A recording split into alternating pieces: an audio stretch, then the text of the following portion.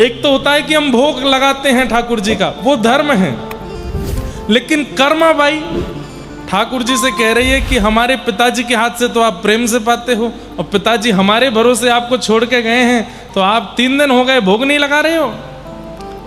अरे ये मोटे मोटे गाल आपके सब पिचक जाएंगे, पतले दुबले हो जाओगे, फिर पिताजी आकर के आपको कहीं छोड़े आएंगे, दूसरे गोपाल जी ले आएंगे, प्रेम से पाले हो।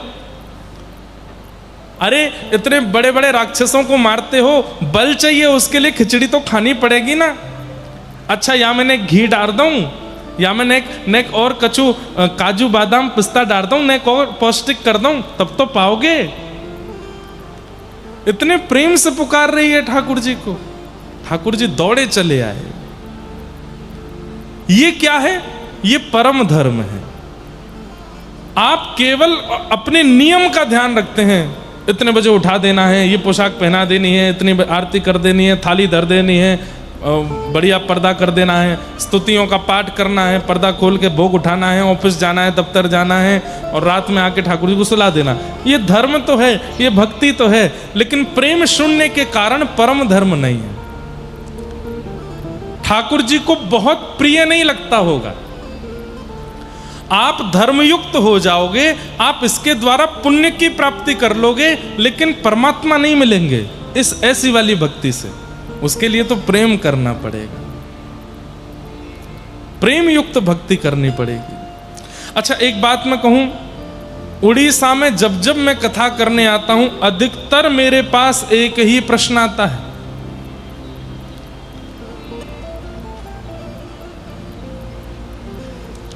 और वह प्रश्न क्या होता है? महाराज जी मेरे घर में सभी लोग मांसाहार करते हैं। अधिकतर यही बात लिखी आती है। आज भी 3 पत्र हैं, तीनों में यह बात लिखी है कि मेरे घर में सभी लोग मांसाहार करते हैं, लेकिन मैं शाकाहारी हूं। मुझे अपनी ठाकुर जी की अन्न प्रसाद की व्यवस्था करना बहुत कठिन हो जाता है, कृपा मुझे अब कैसे बनाएंगे? जिस रसोई घर में मछली आ गई हो, जिस रसोई घर में मांस आदि आ गया हो, वहां पर ठाकुर जी का भोग बनना भी नहीं चाहिए।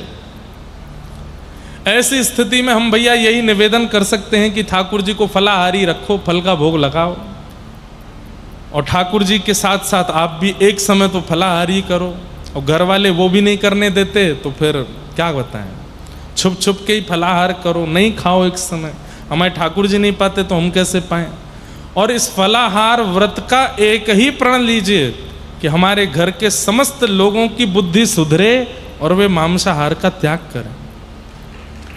कल मेरे पास में कोई एक भैया आए और उन्होंने भी आकर के मुझे समझाया, बोले महाराज जी हम यहाँ भुवनेश्वर, कटक आदि सब जगह युवाओं को देखते हैं, युवा कथा में भी आते हैं, युवा कथा में आकर बैठते भी हैं, 7 दिन पूरी कथा भी सुनते हैं, लेकिन वापस लौट करके जाते हैं, आहार को नहीं बदलते हैं।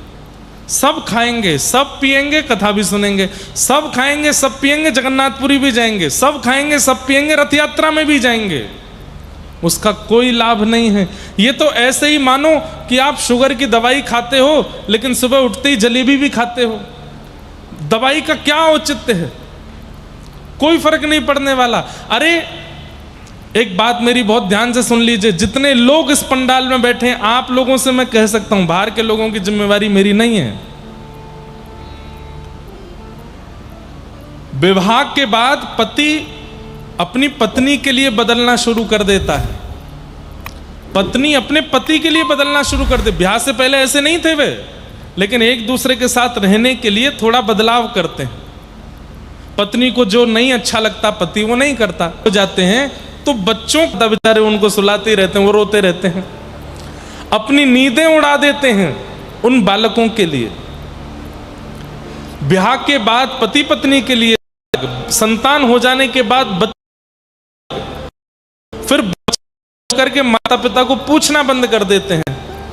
तब उनके द्वारा होने वाली पीड़ा में भी उम्मीद ना रखने का त्याग, सब जगह त्याग किया जाता है।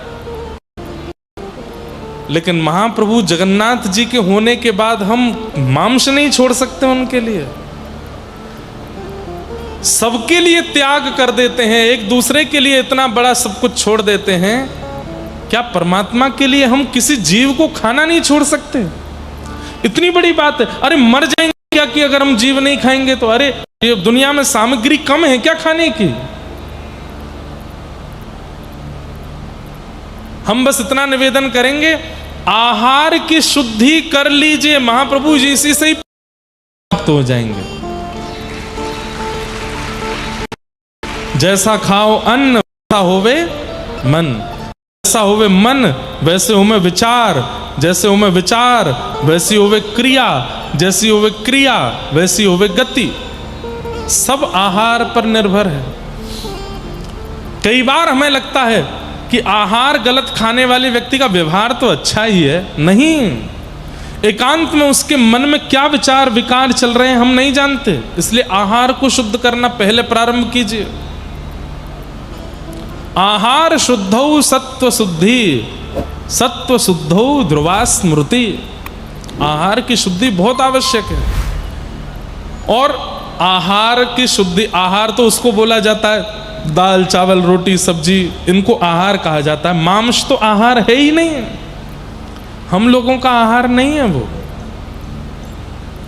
केवल लूली बाई को सुख देने के लिए खाते हैं लोग। किसको? जोर से बोलो, किसको? लूली बाई। जानते हैं कौन है? हमारे शरीर का सबसे खतरनाक अंग लूली बाई। एक भी हड्डी नहीं है इसमें, लेकिन आपकी सारी हड्डी तोड़वाने की सामर्थ्य है इसमें। एक भी हड्डी नहीं है इसमें, लेकिन आपके समग्र हड्डियों को, आपके समग्र शरीर को, मन बुद्धि को, आपके जीवन को नरक बनाने का, स्वर्ग बनाने का, दोनों का काम इसके पास है। ये चाहे तो आपको फकीर बना दे, ये चाहे तो आपको संत बना दे, चाहे तो आपको मीरा बना दे, चाहे तो सूरदास सालबेग बना दे, और ये चाहे तो आपको रावण कुंभकर्ण कंस बना दे। इसके चाहने से सब हो जाता है। जब इसका आभूषण आहार ही पवित्र नहीं होगा तो व्यक्ति पवित्र कैसे बनेगा?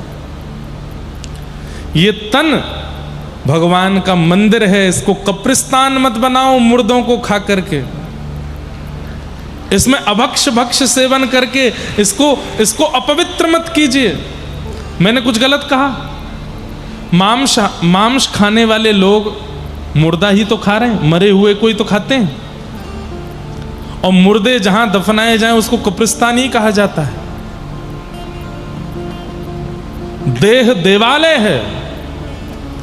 कहते हैं भगवान स्वयं कृष्ण कहते हैं ईश्वरः सर्वभूतानां हृदय से अर्जुन तिष्ठति। हे अर्जुन, मैं सबके हृदय में निवास करता हूं। जब पता है कि हृदय में ठाकुर जी निवास करते हैं, मंदिर में कभी मांस नहीं लेके जाता कोई, मंदिर में कभी कोई अशुद्ध वस्तुओं का प्रवेश नहीं कराता, तो फिर हम इस देह में क्यों कराते हैं?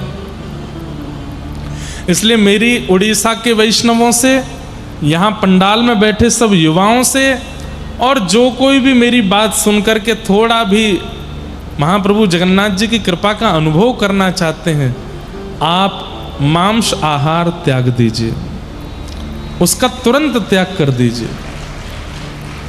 मांस का त्याग कर दीजिए, मदिरा का त्याग कर दीजिए, अरे जो भी तामसिक वस्तु है उसका त्याग कर दीजिए। ठाकुर जी के लिए इतना नहीं कर सकते?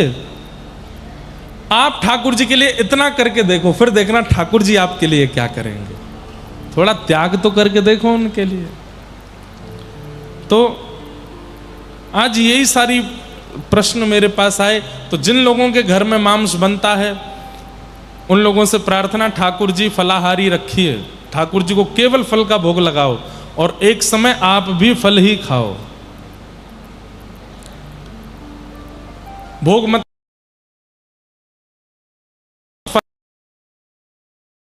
यही संकल्प लीजिए कि जब तक घर के सब लोगों की बुद्धि सद्बुद्धि नहीं बन जाती, मैं तब तक मैं और मेरे ठाकुर जी दोनों फलाहारी रहेंगे।